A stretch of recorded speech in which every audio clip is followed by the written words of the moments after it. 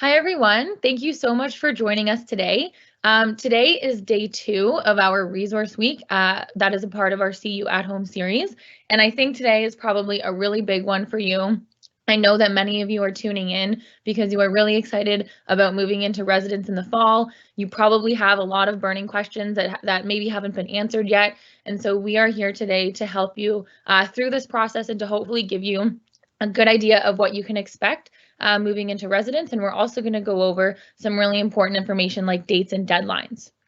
So my name is Emily, and I'm a recruitment officer here at Carleton, and I graduated 3 years ago from criminology and criminal justice, and I have to say living in residence was probably the single best experience that I had at Carleton. I absolutely loved it, so much so that I lived in residence for 3 out of my 4 years. So I got to experience a few different buildings in a few different communities, and I always felt that residents had such a strong sense of community, which is why I kept going back and why I loved it so much. But I'm actually going to bring on a special guest today to talk to you about all of these important residence information, dates, deadlines, fees, etc. Before I introduce her, I'm just going to start off this presentation with our land acknowledgement. So Carleton University acknowledges the location of its campus on the traditional and unceded territories of the Algonquin Nation. Now, we always do this out of respect for our Indigenous communities here. So without further ado, I'm going to introduce Wanda. We like to think of Wanda as our residence expert. She always has the answer to everything. So I'm going to bring Wanda onto here to chat with you. And then if you want to use the Q&A function to ask us your questions, please feel free to send in your questions. And then I'm going to do a live Q&A with Wanda at the very end. So take it away, Wanda. Hello, everyone. Thank you so much for joining us. I'm really glad to have you here and to give you a few tips about our residence community. I should tell you that residence is typically home to 3,600 students. We have 11 buildings, and they're very nicely located together as one community, and yet they're still within a 10 to 15-minute walk to anywhere on campus. So really no buildings closer to your studies, no buildings farther from your studies, and these buildings are a combination of first-year students, upper-year students, and graduate students. So first of all, if you received an offer to study at Carleton prior to the 14th of May, you would have received, or you should have received, a guaranteed offer of residence. So that guaranteed offer is available for you to accept prior to the 8th of June. First, you must accept your guaranteed offer to Carleton University. So first you have to accept your offer to your program, and then there's a little bit of a lapse from the time that information that you've accepted goes into our system, and then it makes your guaranteed offer of residence available to you. So that guaranteed offer of residence must be accepted prior to 4:30 p.m. on June the 8th. And the offer is for a traditional double room, and you would be paying a deposit of $700, which you would pay online through Carleton Central when you accept your offer.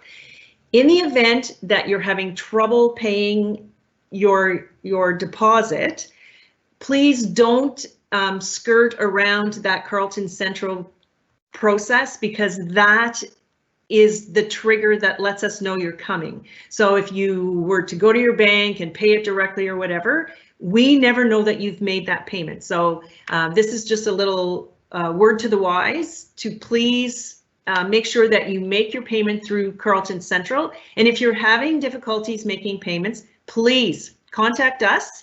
And for that reason, we're hoping that you don't wait until the last minute so that we have time to help you with any issues that you might be having with the deposit. So June the 8th at 4:30. As I said, the guaranteed offer of residence is for a traditional double room. Should you be interested in a different type of room, you will receive the residence information form, and there you will indicate your desire to possibly live in an alternate style of room. So once you accept your offer, within 48 hours, you'll receive an email to your Carleton email account. And in that email will be a link to what we know as ERES. And in ERES, you will complete the residence information form. On that form, you will answer questions about your living habits. So do you prefer tidy? Do you prefer to go to bed later? Do you smoke? We ask that you answer those questions as honestly as possible. I guarantee you, we don't judge you at all on your answers, but it definitely allows us the flexibility to match you up with someone who has living habits much the same as yourself. And it also gives us a better idea, because there's also choices such as single gender floors, substance-free floors, quiet floors, and so on. So you would indicate there if you would like a particular type of floor. You would also indicate if you have any medical requirements that would require specific accommodations. And you would answer yes, and then you will follow up with medical documentation so that we have a better idea where best to accommodate you. On there, down farther, is where you would answer if you would, if available, if you would prefer a single room, a suite style room. And keep in mind that the singles and the suite style rooms are a little bit higher cost. So we have had students who have said that that's what they wanted, and then when they saw the fees posted to their student account, they realized that maybe that wasn't the best idea. So keep that in mind. Also, if you have a friend that you know is coming with you, you would create in the residence information form, you would create the friend agreement. And so there you will indicate, you will set it up and you will name it, and then you will indicate a friend that you would like to live with. And then an email goes to the friend to have them accept that, yes, they do indeed want to live with you. Your answers to live with each other don't have to be exactly the same. However, if you're looking for a suite or to share, to each have a single and share a bathroom, you both need to answer for the same room type. Because if one person wants just a traditional double and the other wants a suite style, because of the cost difference, we can't just assume that that was an oversight. We have to make sure that both are willing to pay that cost if we assign you together as a suite. So keep those things in mind when you're doing your roommate groups. So I briefly touched on the difference between a single room and a double room as far as costs. The cost of residence is made up of the room fee and the meal plan fee. And there's also another fee, very small fee, which is what we call the raw fee. And raw is our residence student government, but that's about $35 per term. So that doesn't make or break your decision as far as living in residence. However, on your student account, you would see the broken down cost of the room and the meal plan. But as we post it on our website, it's the cost of a single room with an all access meal plan, the cost of a double room with an all access meal plan. When we refer to the all access meal plan, actually, I'm going to expand on that farther. So the cost for a traditional double room with the all access meal plan will run you about $11,359. If you chose a single room with the all access meal plan, it will run you about $12,550. Now, anyone in traditional style residence has to take the all access meal plan because our traditional rooms do not have any meal preparation equipment available to them. So while you can rent a fridge and there's microwaves on the floor, we don't feel that that's substantial enough for you to take a reduced plan. Students living in the suite style rooms, there is a full-size fridge, a counter with a sink and cupboards. There's a little sitting area and a microwave. So those students are able to take what we call the reduced meal plan, which is 10 meals per week. Each meal plan comes with a cash component that you can use at other outlets that are run by the university. So the all access meal plan, you can go to the dining room. You can visit all of our stations. It's set up in stations, and many of the stations, the chef people cook right in front of you. We have accommodations for students with allergies, for students who are lactose intolerant, who have gluten requirements, vegan, vegetarian, nut-free, and even students with very serious allergies.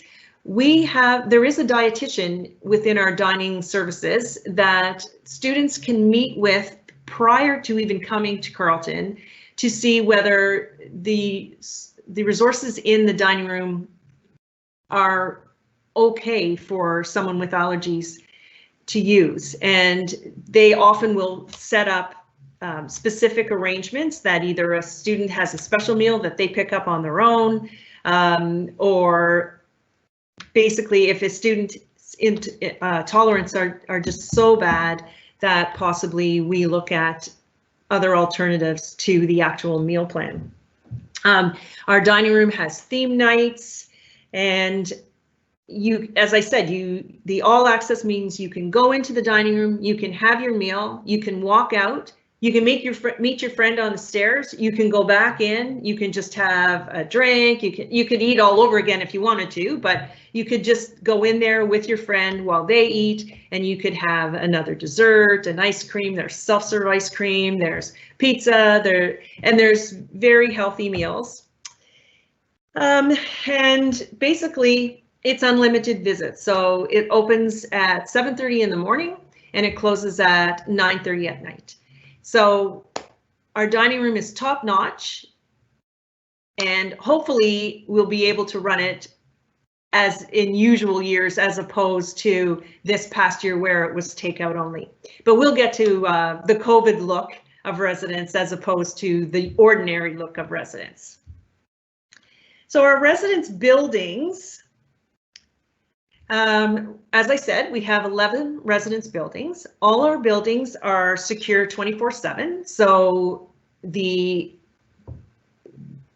outdoor door to the building is locked, and the doors to every floor is locked. So you would use your campus card and you would swipe it, and that would get you into the building. Then you will use an elevator or the stairs, and then you'll use your campus card to swipe onto the floor.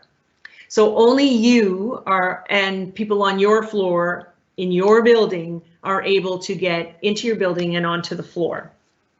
There's laundry in all the buildings. Some buildings that are what we call co-buildings, like Russell Grenville, Stormont Dundas, they will share a laundry room, but most of our buildings have their own laundry room, and that's done through cash that's loaded onto your campus card, and you just swipe it into the washers and the dryers.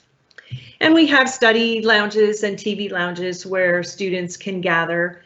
And often that's where we really start to build the community, because there's nights where, Grey's Anatomy is on Thursdays, where a group of people will join together on Thursdays and watch on TV, or a hockey game or a basketball game or whatever. So we see a lot of community building in our TV lounges. So Carleton also has an incredible support system.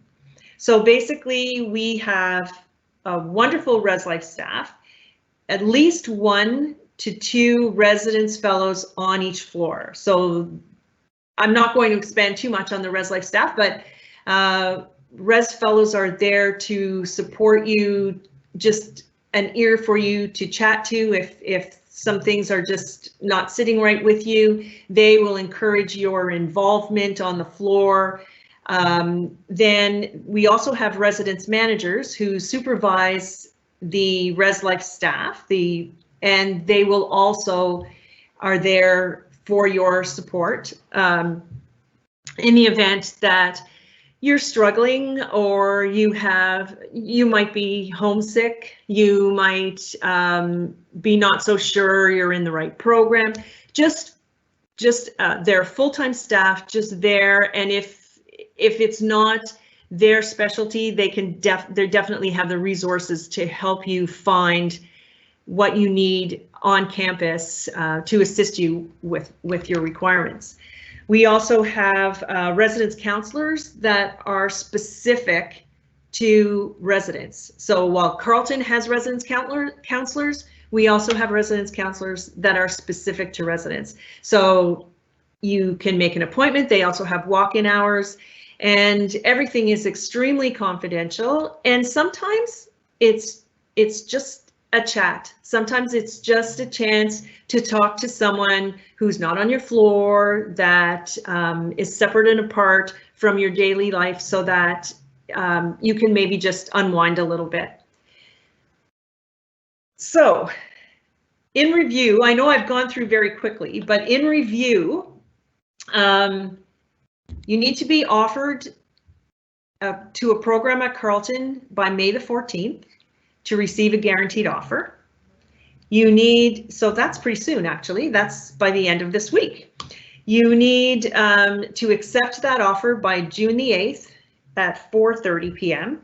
And we are pretty easygoing with most deadlines, but I have to tell you, this is one deadline that we cannot ease up on, because typically we are overbooked. In the event that you want to, you've accepted already and you've changed your mind, you've decided not to come to residence or not to come to Carleton, you can cancel by June the 8th and receive 100% refund of your deposit. In the event that it's after June the 8th and you decide to cancel, if you cancel prior to July the 15th, you would receive 50% of your deposit. So you've accepted your offer, you've received all the information from us. Just so you know, and you can mark your calendars, that move into residence will begin on September the 2nd, and so between September the 2nd and September the 5th, you will be able to move into your space in residence. This year, we have a new registration system that you will be able to go in and book your move-in time to what suits you. In the event that you book it and then you think, oh my gosh, no, I'm not going to be able to come at that time, or something's come up, you will be able to cancel it yourself and go in and rebook it. And we're very excited about this process. We're still have some COVID restrictions in mind when we created this, to make sure that only so many per floor are moving in, only so many per building, and that way that keeps our elevators and our hallways relatively even and not too crowded. So that's pretty much it as far as my presentation is concerned. But I think we're now going to have a chance to speak with a student who can give you some personal opinions about their life in residence, and then we'll answer some questions. Awesome. Thank you so much, Wanda. Lots of really important information there for you folks to take note of. So now we're going to actually talk to one of our students, Van. Van is a student at Carleton. She has lived in residence both as a student and a student staff member. So if you have any questions for Van about her experience, please send them in the Q&A. And so now I'd like to invite Van to come talk a little bit about her experience in residence. So you can take it away, Van. Thank you, Emily. Hi, everyone. So like Emily and Wanda said, my name's Van. I am going into my fourth and hopefully final year of global and international studies. I'm specializing in inequalities and social change. And although I didn't live in residence as a first year, I was super impressed with like the level of community and sense of belonging that was always fostered on residence, as a lot of my friends live there. And it made me really want to get involved and be a part of that community. So that inspired me to apply and work as a residence fellow in my second year, and then as a returning residence fellow in my third year. First year I was in Lennox and Addington, and this year, sorry, I was in Prescott House. And both of my years here have been like extremely positive. Like Wanda said earlier in the presentation, our residence fellow is just a point of contact for students. We're a support system for you folks here. So it's been a completely fulfilling and enriching time. So I'm looking forward to answering some of your questions. Awesome. Thank you, Van. It's funny, actually, because I was a residence fellow, lived in Lennox and Addington, and then a returning residence fellow in Prescott. So we have very similar experiences. So, Van, I just want to ask you, I know that a lot of students are a little bit nervous about next year just because, you know, of the situation with the pandemic. Maybe you could touch on, you know, what residence is doing to still foster a community, or what kind of things can students look forward to next year? Yeah, that's a great question. Thank you. So this year was definitely a unique one in that we had to shift all of our programming and all of our community building, onto a virtual platform. But that also created an opportunity for our residence life staff to be really creative in how we connect with our students. So some examples of like virtual things that we were able to do, we've had a lot of Kahoot nights where people come out and we have Kahoots about like different topics. We have like Netflix parties where we'll watch movies together. We'll have virtual bingo nights. So although the community building has looked a little different, it's definitely still there. And if anything, it's been really useful because this year people had that really strong desire to build community because we were all so isolated. So in a strange way, it's really worked out well. I think also residence life staff were really able to connect with students one-on-one through like virtual chats and things like that because everyone was looking for someone to connect with. So although the year looked different than it did the year before, I think that the ways that we've been able to connect with people virtually has allowed for that sense of community to still be there. That's awesome. I'm really glad to hear that, you know, there's lots still going on that will connect students with each other, because I know that that's such a big part of the residence experience. So now I'm going to pull some questions from the Q&A. So we might go back and forth here a bit between Wanda and you, Van. Wanda, I'm going to ask this first question. I'm going to direct it towards you, and then Van will come back to you in a little bit. So Wanda, I have someone asking, how do you pick their roommate? Sorry, how do you pick someone's roommate, and what happens if they don't get along? That's a very good question. So we've really moved along. Not too many years ago, we actually looked at everybody's answer and we wrote everybody down on little squares and we fit you into the room. But now we use an actual software. So the answer, that's why I'm really stressing the answers to those questions are as honest as possible. So what we do is, first of all, we look at students who smoke. We want to make sure, like, that's one of the things that would, and it's not that we care whether or not you smoke, it's just we wouldn't put a smoker with a non-smoker and so on. So that's how we really appreciate when the students are as honest with us as possible. But we take those answers, students who go to bed early, students who don't care whether their room is tidy, students who don't care about whether or not it's quiet, and so on. And we look at all of those and we match those all up. If students ask to be with other students, the software picks that up and automatically puts those people together, provided they both asked for each other. In respect to that, I want to say that even if the person that you're looking at rooming with hasn't accepted their offer yet, or whatever, please go ahead and put their name down, because it's a lot easier to deal with moving someone in after the fact than way down the road. We sort of keep that spot for them if we can. So go ahead and put their name down, because maybe by the time we're doing room assignments, they're already in. So please do that. And if you don't get along, so what happens is the residence fellows, and Van may be able to speak more to this, but the residence fellows actually work with you to create a roommate agreement. And that, again, is where you need to be as honest as possible and indicate what you prefer. You have to remember that some students may Skype at 3 o'clock in the morning and so on, and you sort of set down the guidelines, and then we set that roommate agreement. If once you move in together and things aren't going well, we review the roommate agreement and indicate, are we all following it? And if not, and it seems like there's no opportunity to come to agreements on this, then we look at possibly changing rooms. If we're full capacity, sometimes we can't change rooms. Sometimes there's nowhere to change to because every room is taken.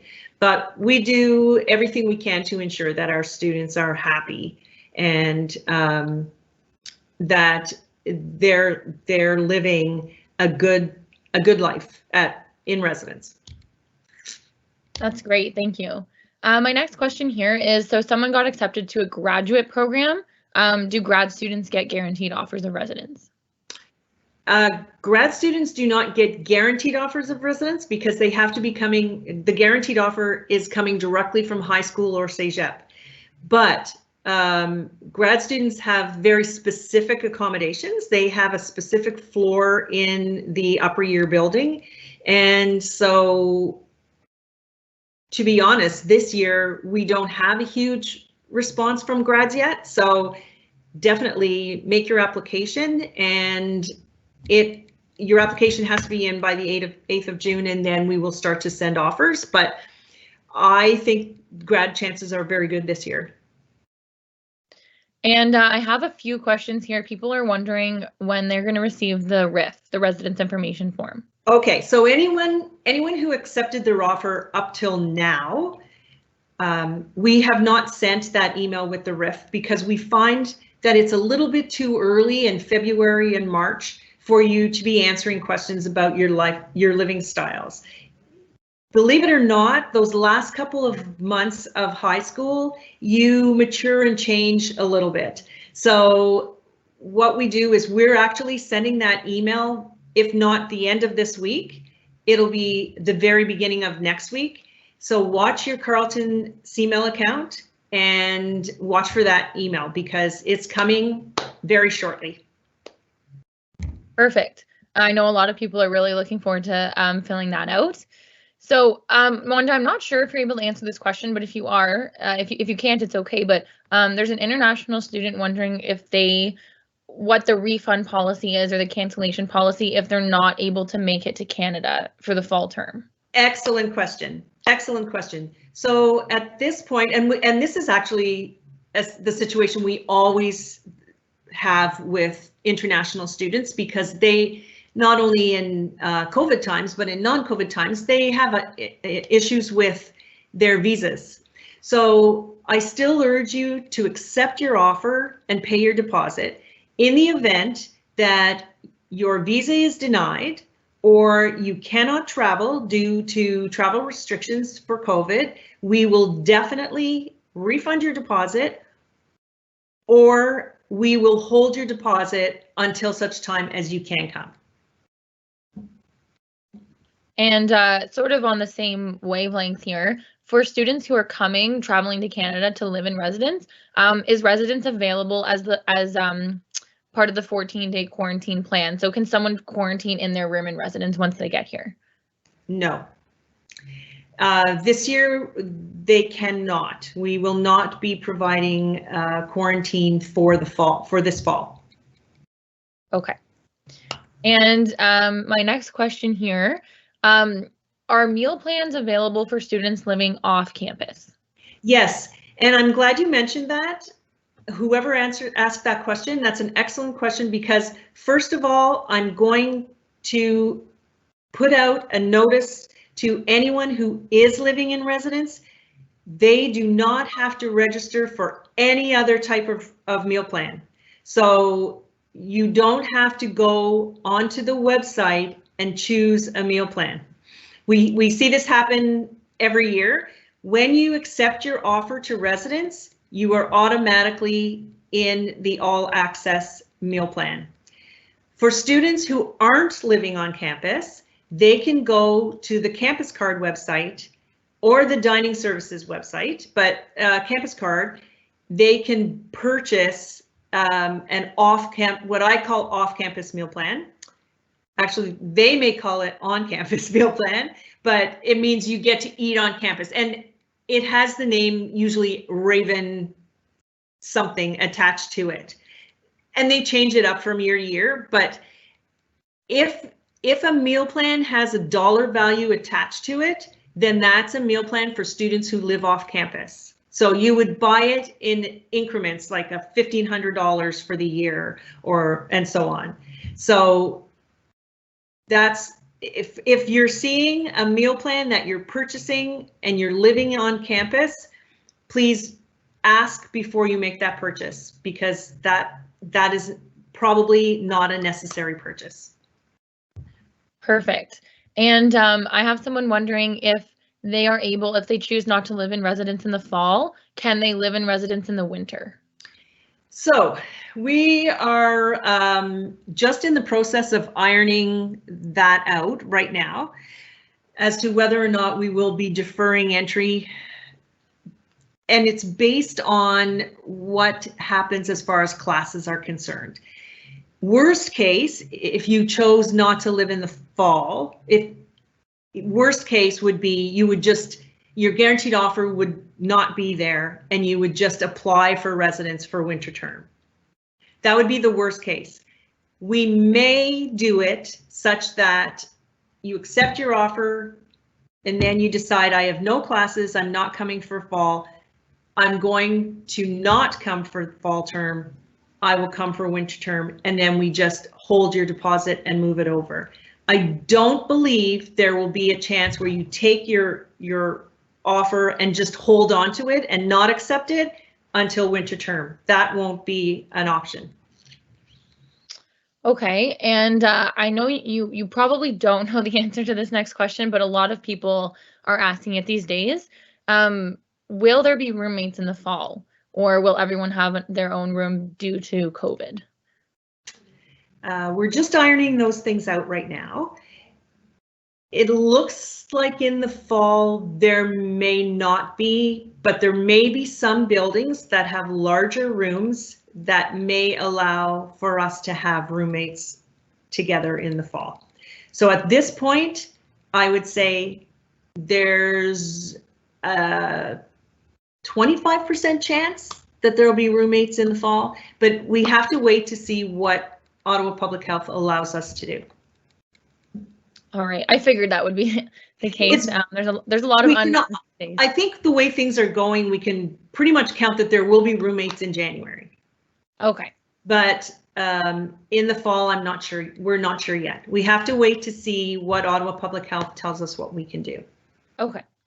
And now I have someone wondering if they have a friend in another building, are they allowed to come visit if they want to visit? Maybe you could touch on this in a non-pandemic world, and then maybe what that will look like with a pandemic. So if this were non-COVID, if things were to go back to what we call normal, you would definitely be able to visit a friend on any floor in any building, provided they let you in, because you can't just walk onto a floor or into a building if that's not your floor and building. So definitely, if they met you and let you in, you could meet up with friends in any building on any floor. However, in a COVID world this year, that most of the time that was not possible, because we had to really, really follow the guidelines of Ottawa Public Health, and that's what they put forward to us to keep our students safe. Hopefully that changes for the fall, but at this point we don't know. Right. And do students get to choose the building that they live in, or are they assigned to buildings? They are assigned to buildings. Perfect. I'm just going through the questions now. I'm just looking through. I think I might ask Van to come on. Sure. Van, maybe if you don't mind just touching on, are there any initiatives that are being planned for next year in particular? I know that right now you're working as a residence life assistant, so maybe you could just let us know what it is you're working on or what students can expect when they move in. Yeah. So in my role as the Residence Life Summer Assistant, right now we're still working on a lot of preliminary preparation for the residence fellows who are coming in August. So in terms of programming, we haven't completely begun, but I do know that in the past we've done things like our CAs and CDs, or so our community advisors and developers, have had residence-wide events such as speed friending online. They've had things like online virtual game nights and things like that during the summer orientation week, which is like the first week of school. So although we haven't started planning the programming for students, I do know that there are things that have worked really well in the past that we're hoping to continue. Perfect. I think we will probably wrap up this this Q&A in just a moment. So I want to ask you one final question, Van, and that is, what piece of advice do you have to students who are coming into first year and who are coming to live in residence and maybe moving away from home for the first time? Yeah, that's a great question. I think in my personal experience, the most helpful thing was getting involved, which I know is like such a corny answer sometimes, but really like finding a community here and getting involved and putting yourself out there has really, really helped create a sense of community and a sense of belonging at Carleton. And for me, that looked like joining Residence Life so that I could be a part of the residence community. It can look like joining a club. It can look like joining an academic study group. It can look like joining an online like Discord chat. But I think that getting involved has really not only allowed me to meet different types of people and learn about different types of perspective, but also create really lasting and meaningful relationships. And that has like improved my time and experience at Carleton like exponentially. So my biggest piece of advice would be don't be afraid to get involved and kind of explore different interests, because that's what your time at university is for. I couldn't agree more. That's such a good piece of advice. And personally, I know that my university experience definitely got enhanced when I became involved. And it just made for a more enjoyable time, which was great. Can I add to that? Of course. I just want to say that to all of these young people out there, university is a brand new start, and by getting involved and as Van and you, Emily, have said, clubs and so on, there is something that's you. There are so many different aspects about university that you are going to find people that you click with. You're going to find things to do that you all of a sudden realize, wow, I really enjoy that. It's your chance. It's not the high school that you've been at for the last 5 years. It's your chance to really start and get going with your life. And this is what community is all about. Is you're going to find someone that really connects with you. That's such a great piece of advice. Thank you both so much for joining us today. Wanda, you provided some really, really great information. I know a lot of people are wondering, what next year is going to look like. Of course, those dates and deadlines are really important for folks to keep in mind. And then Van, it was really nice to hear from you and hear about your unique Carleton experience and to hear what students can look forward to next year. So thank you both so much for joining. Thank you, Emily.